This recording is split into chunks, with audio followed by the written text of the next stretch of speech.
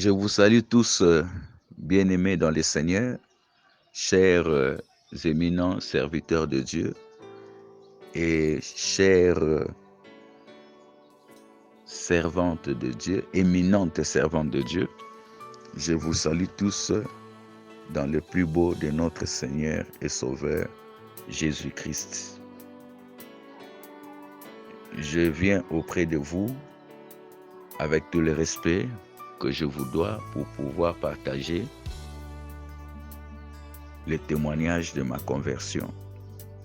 Je rends grâce à Dieu pour cette opportunité qu'il me donne en ce moment de pouvoir parler de ma conversion aux serviteurs et aux servants de Dieu que je respecte beaucoup, de Men of God. Et aussi, je tiens à remercier le pasteur Bienvenu Acacia pour avoir choisi notre modeste personne afin de pouvoir parler de notre témoignage. Que le Seigneur vous bénisse tous dans le nom de Jésus. Que le Saint-Esprit nous aide afin qu'il mette dans notre bouche des mots justes pour que ce temps puisse être des temps d'édification, des temps d'édification, de fortification de quelqu'un en ce moment. Même ceux qui vont nous écouter même après, qu'ils puissent être édifiés dans le nom de Jésus. Je répartis mon témoignage en deux parties, avant ma conversion et après ma conversion. Avant ma conversion, nous fréquentions avec les parents une église protestante qui était dans les quartiers parce que nous avons évolué dans la commune de Ngalema, à Mbinza. C'est là où nous avons évolué. Et notre enfance, nous étions dans cette église. On a commencé là-bas à l'Ecodim. Et aussi, nous avons passé beaucoup de temps dans cette église protestante. Et c'était aussi une obligation pour nous les enfants d'aller prier là-bas parce que nos parents œuvraient là-bas et ils avaient même quelques responsabilités là-bas. Et c'est dans cette église que j'ai été baptisé. J'ai reçu le baptême dans cette église, le baptême par immersion. C'est vrai que c'est un faux baptême parce que je n'avais pas encore donné ma vie à Jésus. Je n'étais pas encore devenu enfant de Dieu. Je n'étais pas né de nouveau. Mais j'étais attiré par les cadeaux que les parents donnaient lors du baptême de leurs enfants. Ils achetaient de nouveaux habits, etc. Et on organisait la fête. J'étais flatté par cela. Et j'ai accepté de me faire baptiser lorsque mes parents m'ont proposé le baptême. Alors que la Bible dit dans Marc chapitre 16, verset 16, celui qui croira et qui sera baptisé sera sauvé. Sera sauvé. Et celui qui ne croira pas sera condamné.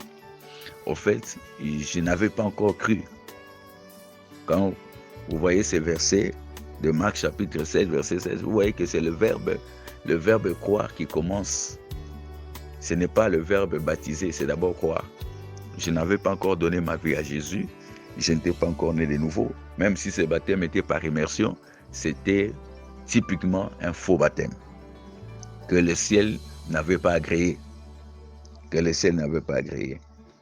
Et après mon faux baptême, j'ai commencé à chanter, même à servir Dieu, tout en étant dans le péché, dans la chorale. J'étais dans la chorale, j'étais dans les péchés, j'étais dans les chansons mondaines, j'étais dans la fornication. Mais j'allais à l'église et j'ai servi le Seigneur dans cet état-là. J'étais ignorant et je n'avais pas aussi un bon entourage. Voilà un peu en résumé ce qui caractérise ma période avant ma conversion. Et j'étais aussi maladif. Je me rappelle, en 3e année scientifique, j'avais repris l'année parce que je ne pouvais pas rester pendant toutes les heures dans la salle de classe pour suivre le cours. Vers 10 heures ou bien après la récréation, je tombais malade dans la salle de classe. Chaque jour, c'était comme ça. Et j'allais terminer donc les heures de cours, les heures de classe dans l'infirmerie. Parce que dans notre école, là où nous avons étudié, le complexe scolaire, le Loupio,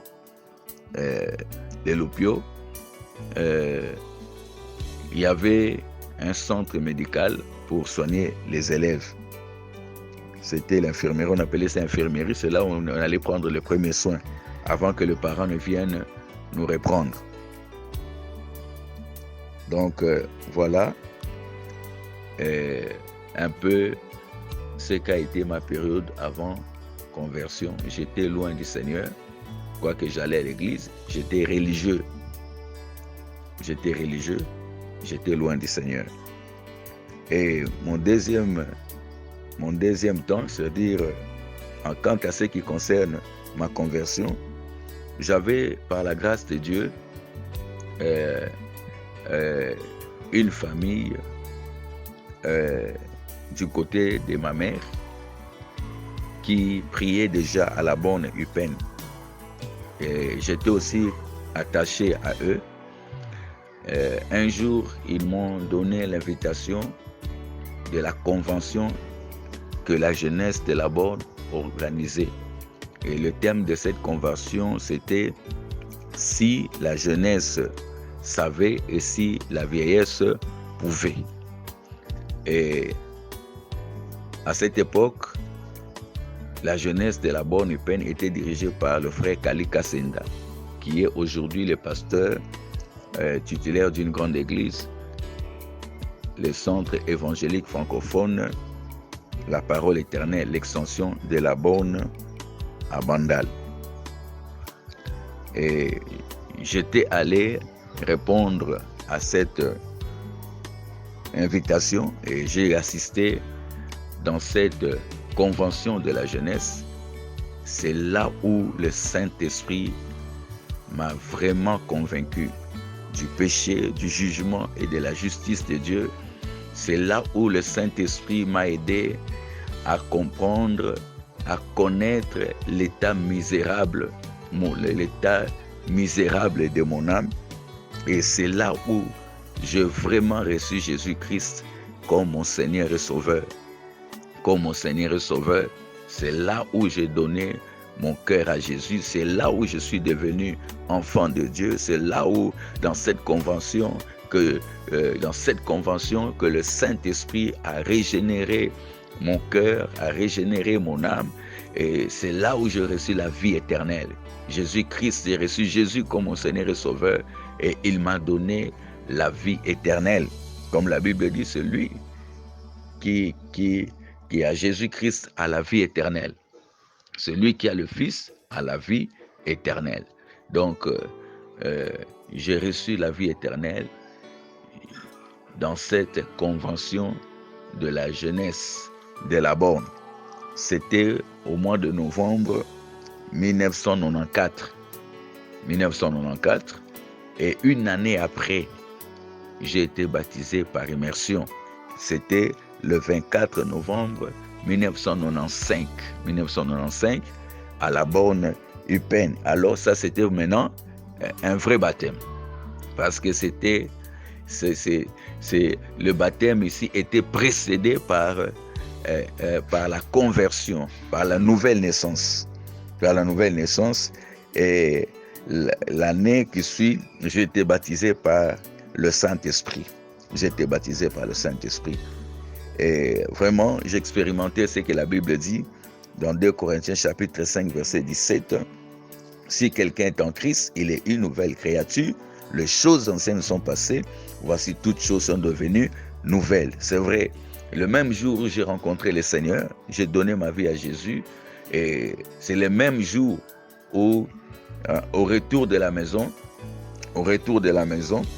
j'ai brûlé toutes les cassettes du musicien mondain que j'aimais beaucoup.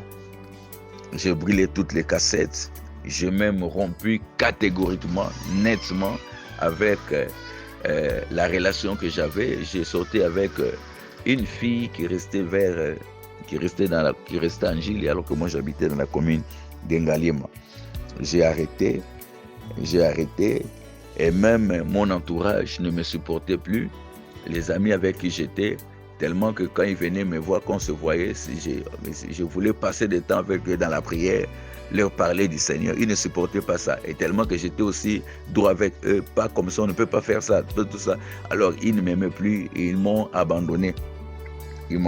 J'avais même changé d'entourage parce que mon entourage, avant la conversion, ne se sentait plus à l'aise à mes côtés.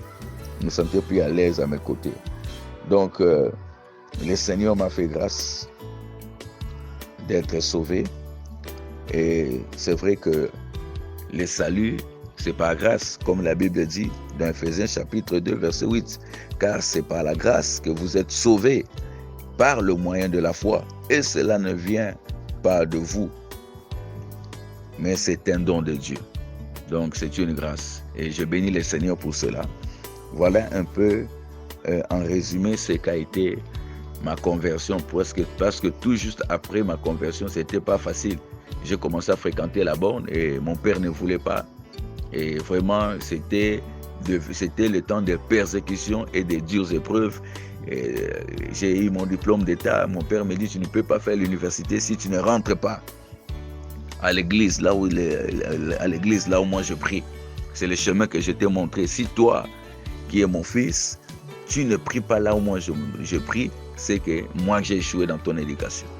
Donc c'était pas facile, mais le Seigneur avait intervenu pour incliner le cœur de mon père, pour qu'il puisse comprendre que quand je priais dans l'église, là où ils étaient, et maintenant, quand je prie à la borne, il y a eu un grand changement. Et même les gens du quartier commençaient à témoigner. En tout cas, papy a changé. Vraiment, il a changé. Il n'était pas comme ça. Et cela a permis que mon père puisse aussi me donner aussi l'autorisation pour aller prier à la borne. C'est vrai que ce n'était pas facile. C'est avec l'aide de Dieu, le Seigneur avait vraiment touché son cœur. Mais avant cela, ce n'était pas facile. Il y avait des épreuves. Et j'étais vraiment dans la persécution. J'étais persécuté à la maison. Mon père m'avait privé beaucoup d'avantages à la maison, voire même j'allais à l'Eupen à pied, je rentrais à pied chaque jour, mais j'étais régulier au programme de l'église. J'étais là à l'étude biblique le mercredi, à l'intercession le vendredi, à la jeunesse le samedi et les dimanches au culte. J'étais toujours là, mais à pied. J'allais à pied et je rentrais à pied. C'était des rares cas où je prenais le transport parce que je n'avais pas le moyen. Je n'avais pas le moyen pour cela. Le Seigneur m'a fait grâce et j'ai évolué avec lui et jusqu'à recevoir l'appel. Voilà un peu en résumé ce qu'a été ma conversion. Que le Seigneur vous bénisse. À la prochaine.